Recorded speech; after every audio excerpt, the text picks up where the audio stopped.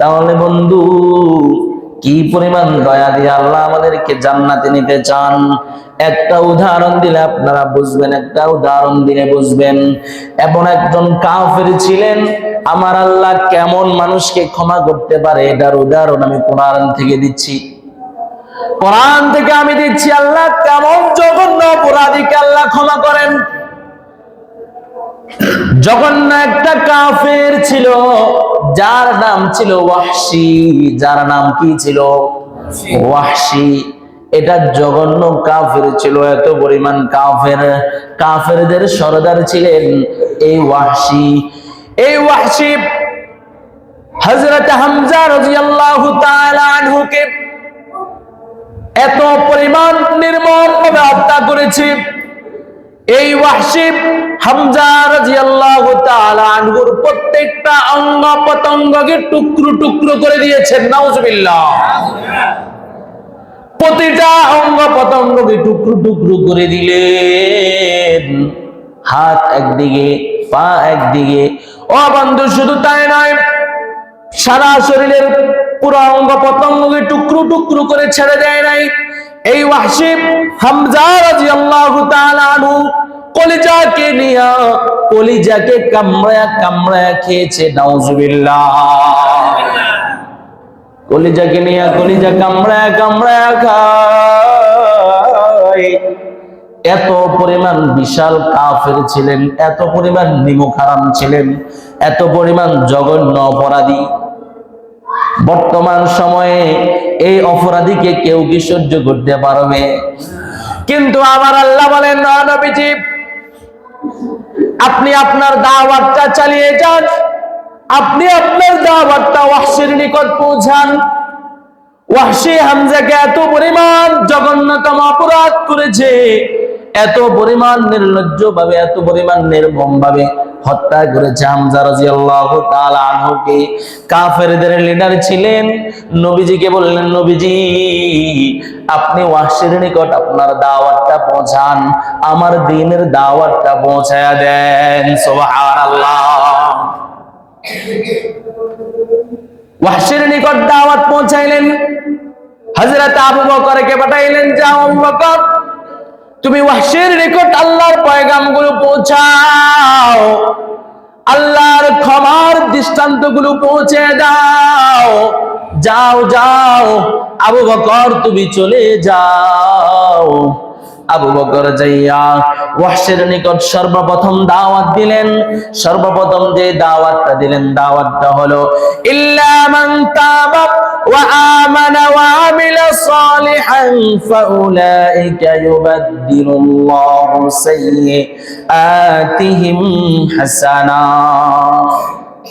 সর্বপ্রথম দাওয়াত দিলেন, ও ওয়াহশী, তুমি যদি আল্লাহর নিকট তওবা করো এবং ঈমান আনো, ইল্লা মান তাবা ওয়া আমানা ওয়া আমিলা আমালান সালিহা। ও ওয়াহশী, আমি জানি তুমি জঘন্যতম একটা কাফের এবং হামজাকে এত নির্মম ভাবে হত্যা করেছো, তবে তুমি যদি আল্লাহর নিকট তওবা করো এবং আল্লাহর উপর যদি ঈমান আনো এবং আমলের মতো আমল করতে পারো, ভালো মতো সলেহ নেক আমলগুলো করতে পারো, আমার আল্লাহ তোমার গুনাহগুলোরে ক্ষমা করিয়া দিবেন। সুবহানাল্লাহ। ইল্লা মান তাবা ওয়া আমানা ওয়া আমিলা আমালান সালিহান ফাউলাইকা ইউবাদদিলুল্লাহু সাইয়্যাতিহিম হাসানাত। শুধু গুনাহগুলোরে ক্ষমা করবে না, গুনাহগুলো নেক দ্বারা পরিবর্তন করে দিবে। সুবহানাল্লাহ। বলেন তো দেখি, কেমন কাফের, জঘন্যতম কাফের। এই অপরাধ আমরা মানতে পারি না কখনো। ওই কাফেরকে আল্লাহ তাআলা ক্ষমার পয়গামগুলো পাঠানোর জন্য আদেশ দিচ্ছে। সুবহানাল্লাহ। তাহলে আল্লাহ আমাদেরকে কেমন করে জান্নাতে নিতে চান। আল্লাহু আকবার। আল্লাহ। ওয়াহশী এই কথাগুলো শোনার পরে বলল, না না না, আমি কেমন করে মুহাম্মদ সাল্লাল্লাহু আলাইহি ওয়াসাল্লামের সামনে চক্ষু দেখাবো? আমি তো এত বড় জালেম, হামজাকে আমি কেমন ভাবে হত্যা করেছি, এবং আমি কাফের থাকা অবস্থায় অনেক রকম অনেক জঘন্যতম অপরাধগুলো আমি করেছি। আমি যাইতে পারবো না এবং আমি তওবা করতে পারবো না, আমি ঈমানও ঠিক মতো আনতে পারবো না, আমার আমলগুলো ঠিক মতো রাখতে পারবো না, সুতরাং আমি ঈমান আনবো না, সুতরাং আমি যাব না, কারণ আমি তো এই সকল জিনিসগুলো আমি করতে পারবো না, ভালো মতো ঈমান ধরে রাখতে পারবো না, তওবা করতে পারবো না। আল্লাহ তাআলা এরপরে ওয়াহশীর নিকট নবীজিকে বললেন আবার পাঠাও। আবু বকর যখন নবীজির নিকট আসলেন, নবীজি ওয়াহশী তো এইভাবে বলতেছে, এই সকল জিনিস তার পক্ষে ধরে রাখা সম্ভব হবে না, যদি ধরে না রাখে তাহলে তো সে ক্ষমা পাবে না, তাহলে কি করা যায়? তখন আরেকটা টিপস নিয়ে পাঠালেন, ইন্নাল্লাহা লা ইয়াগফিরু আন ইউশরাকা বিহি ওয়া ইয়াগফিরু মা দুনা যালিকা লিমান ইয়াশা। আবার ওয়াহশীর নিকট পাঠাইলেন, যাও, তুমি যদি শিরক বাদে আর যে গুনাহগুলো করেছো আল্লাহ তোমারে ক্ষমা করে দিবেন। শিরকও যদি তওবার মতো তওবা করতে পারো, বেঈমান থেকে যদি ঈমান গ্রহণ করতে পারো, আমার আল্লাহ তোমারে ক্ষমা করিয়া দিবেন। সুবহানাল্লাহ। ইয়াগফিরু লিমান ইয়াশা ওয়া ইউআযযিবু মান ইয়াশা। আমার আল্লাহ যাকে ইচ্ছা ক্ষমা করে দেন এবং যাকে ইচ্ছা শাস্তি দেন। এটা কার ইচ্ছা? আল্লাহর ইচ্ছা। এটা বলার পরেও কি করে নাই? ওয়াহশী এখনো পর্যন্ত যায় নাই, কিন্তু আমার আল্লাহর পয়গাম এখনো পর্যন্ত শেষ হয়ে যায় নাই। আল্লাহ বলে, যদি এটাতেও রাজি না হয় তাহলে আরেকটা টিপস নিয়ে যাও। তখন একটি আয়াত নাজিল হলেন, قل يا عبادي الذين أسرفوا على أنفسهم لا تقنطوا من رحمة الله। سبحان الله। প্রথমে রাজি হলেন না, দ্বিতীয়বারও রাজি হলেন না, তৃতীয়বার এই আয়াতে কারিমা নাজিল হলেন।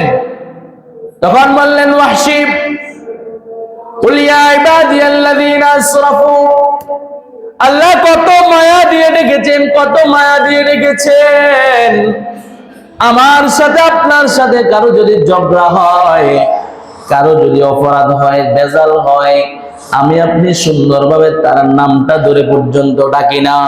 আমরা বলি অমুককে আমার সামনে ডাকিয়ে আনো, নাম ধরতে পর্যন্ত রাজি নয়। আর এত বড় কাফের, এত বড় জঘন্যতম কাফের যেই ব্যক্তি আমাদের হামজা রাদিয়াল্লাহু তাআলা আনহুকে তার কলিজা কামড়ায় খেয়েছিল, এত পরিমাণ নির্মম অপরাধী, এত পরিমাণ নির্লজ্জ অপরাধী, জঘন্য অপরাধীকে আল্লাহ তাআলা অপরাধীগুলোরে এত মায়া দিয়া ডাকেন, কুল ইয়া ইবাদিয়াল্লাযীনা আসরাফু, এত পরিমাণ মায়া দিয়া ডাকেন, ও আমার বান্দাগণ, ও আমার বান্দারা শুনো, আমার মায়ার বান্দারা শুনো, লা তাকনাতু মির রাহমাতিল্লাহ, আমার রহমত থেকে তোমরা নৈরাশ হইও না। ও আমার বান্দারা, আমার রহমত থেকে নৈরাশ হইও না, তোমরা নৈরাশ হইও না। আমি জানি তোমরা অপরাধী, তোমরা অপরাধ করেছ, বান্দা অপরাধ করতে করতে একেবারে তোমরা ক্ষমার অযোগ্য তোমাদেরকে মনে করতেছ, কিন্তু না, আমার রহমত থেকে নৈরাশ হইও না। আমার কাছে যদি তুমি অপরাধীকে অপরাধী সাব্যস্ত করে যদি ক্ষমার মতো ক্ষমা চাইতে পারো, আমি মাওলা তোমাদেরকে সাথে সাথে তোমাদেরকে ক্ষমা করিয়া দিব। সুবহানাল্লাহ। এরপরে ওয়াহশী এই আয়াতে কারিমা যখন শুনলেন, শোনার পরে ওয়াহশী নবীজির দরবারে গেলেন এবং ঈমান আনলেন। সুবহানাল্লাহ। ওয়াহশী কি আনলেন? ঈমান আনলেন। তবে নবীজি সাল্লাল্লাহু আলাইহি ওয়াসাল্লাম এক বর্ণনায় আসছে, ওয়াহশীকে বলতেন, ওয়াহশী তুই আমার চোখের সামনে বেশি আসিস না। কেন রে ওয়াহশী? তোকে দেখলে আমার চাচা হামজা রাদিয়াল্লাহু তাআলা আনহুর কথা মনে পড়ে যায়। কেননা তুই তো আমার চাচাকে এত পরিমাণ নির্লজ্জ ভাবে হত্যা করলি, আমার চাচার কলিজাটা কামড়ায়া কামড়ায়া তুই খাইলি। তোকে দেখলে আমার চাচার কথা মনে পড়ে যায়, ওই নির্মম হত্যার কথা মনে পড়ে যায়। তুই আমার চোখের সামনে বেশি আসিস না। তাহলে দেখেন, এত পরিমাণ জঘন্যতম অপরাধীকে যদি আল্লাহ ক্ষমা করতে পারে, তাহলে আমাদেরকে কি আল্লাহ ক্ষমা করবেন না? করবেন কি না? তবে চাইতে হবে, ক্ষমা চাইতে হবে আল্লাহর নিকট। এই যে রহমতের 10 দিন চলতেছে, এই 10 দিন আল্লাহর রহমত গুলো আনতে হবে। আল্লাহ যে আমাদের উপর রাগান্বিত, এর রাগটা কেটে ফেলতে হবে, আমল করে করে রাগটা কেটে ফেলতে হবে। প্রিয় মুসলমান, রাগ যদি আমরা না কাটি, আল্লাহ তাআলার যে রাগান্বিত হয়ে আছেন, এই রাগান্বিত যদি আমরা না কাটি, আল্লাহ যদি রাগান্বিত হতে হতে যদি আমরা যদি সীমা লঙ্ঘন করে ফেলি, ওই সময় আল্লাহর আযাব, আল্লাহর গজব চলে আসবে। কথা বুঝেন নাই? এই জন্য আল্লাহ তাআলা যে আমাদের উপর রাগান্বিত, রহমতের এই 10 দিনে বেশি বেশি আল্লাহ তাআলার নিকট ক্ষমা চাইতে হবে। আল্লাহ তাআলার নিকট কি চাইতে হবে? ক্ষমা চাইতে হবে।